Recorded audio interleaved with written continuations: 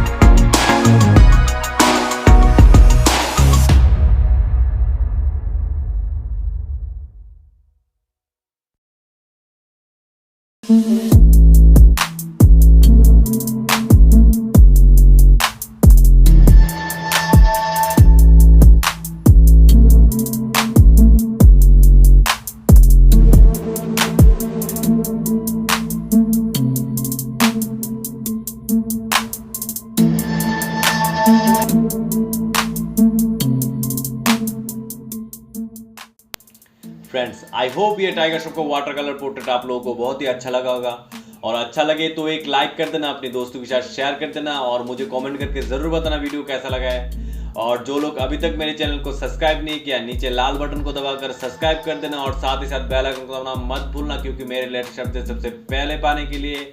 और जो लोग अभी तक टाइगर श्रॉफ का आउटलाइन वाला ड्राइंग अभी तक नहीं देखा, उसका लिंक मैं ऊपर आई बटन में ऐड करके दे रहा हूँ। ये वीडियो खत्म करके वो वाला वीडियो जाके देखना और मुझे कमेंट करके जरूर बताना। और आज के लिए इतना ही, चलिए नेक्स्ट वीडियो में मिलते हैं।